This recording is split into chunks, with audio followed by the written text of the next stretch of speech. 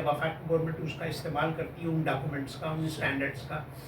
और स्टैंडर्ड बनाने का तरीका ऐसा होता है कि टेक्निकल कमिटीज़ होती हैं, यानी पाकिस्तान भर में जो एक्सपर्ट है ना उस फील्ड के, कि फर्स्ट कीजिए सपोज एक मैं आम सी बात कहता हूँ, जैसे हम बिस्किट का एक स्टैंडर्ड, बिस्किट बहुत आम सी एक प्रोडक्ट है, बच्चा बच्चा खाता है, छोटे बच्चे स्कूल का, मैंने इसलिए उसका नाम इसलिए नाम दिया,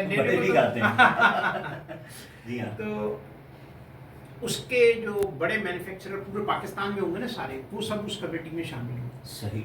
और जो टेक्निकल PCSIR से लोग होंगे और टेस्टिंग के जो पाकिस्तान में इदारे हैं उनके लोग होंगे, वो सब बैठेंगे और फिर उस प्रोडक्ट के ऊपर डिस्कशन करेंगे, फिर देखेंगे कि दुनिया में यानी हमारे जो नेबर कंट्रीज़ हैं वहाँ क्या स्टैंडर्ड है इसके बारे में, क्योंकि जो स्टैंडर्ड बनाते हुए इस चीज़ का ख्याल रखना पड़ता है कि एटमॉस्फेयर, माहौल, यानी अब जैसे बरतानिया में तो ठंडक ज़्यादा है, मॉइस्चर, ये पाकिस्तान में कराची में यहाँ गर्मी, तो सब इन चीज़ों इन्वायरमेंट का पूरा ऑब्जर्वेशन की जाती है, तमाम मुल्कों को देखा जाता है कहाँ पर क्या स्टैंडर्ड है, कहाँ क्या स्टैंडर्ड उसके मुताबिक, इस तरीके से। अच्छा सर, ये वैसे इदारा आता किस मिनिस्ट्री में, मतलब ये ministry of science and technology, वफाकी गवर्नमेंट का इदारा है। वफाकी गवर्नमेंट का, मतलब ये तमाम जितने सूबाई गवर्नमेंट्स हैं वो वफाक से जो है वो फैज़ हासिल करते हैं। चलें चलें, ठीक है सर। अच्छा, इसका हेड ऑफिस भी इसका मतलब इस्लामाबाद में ही होगा? कराची है। अच्छा, है वफाक का इदारा सर, मैं बड़ी जद्दोजहद है लोगों की कि यहाँ से ले जाएं इसको, लेकिन बहरहाल अभी तक तो कामयाब। मुझे तो वो मंजर याद आ रहा है, पिछले दिनों में इस्लामाबाद था तो वहाँ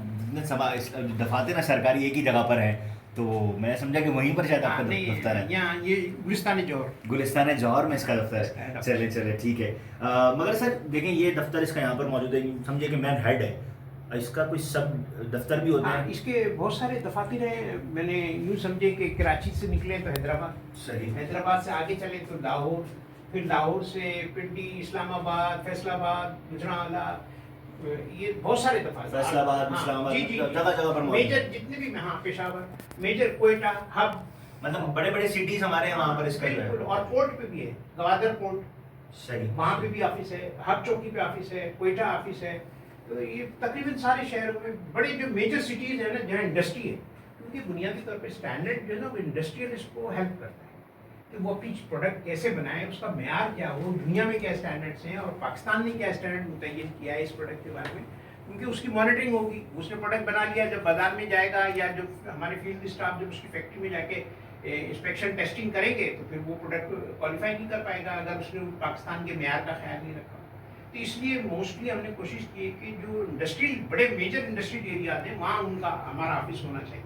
सही, मतलब ये जैसे हम इसकी मिसाल है काम से ले लें, हम को समझाने के लिए, जैसे कराची में कोरंगी इंडस्ट्रियल एरिया है, शेरशाह की तरफ चले जाएँ आप, तो जितनी भी वहाँ पर फैक्ट्रीज मौजूद है, कोरंगी की तरफ मौजूद है, मेडिसिन भी शामिल हैं, बिस्किट्स भी हैं, उनके पास जो स्टैंडर्ड मौजूद होगा एक अपनी चीज़ को बनाने के लिए, वो आपके इदारे का होगा, सिवाय मेडिसिन के। सिवाय मेडिसिन के, मेडिसिन की जो कंपनी है उनके पास ड्रैप का होगा, मतलब जितनी बिस्किट्स हैं अगर उनको कोई बिस्किट बनाना है तो वो आपके इदारे से रब्ता करेंगे, आपके इदारे ने जो उनको हेडलाइन दी होगी, गाइडलाइन दी होगी, इसके मुताबिक ये आप इस्तेमाल करें। अगर वो उससे आगे पीछे होते हैं तो फिर उनको फिर सवाल का जवाब भी देना पड़ेगा।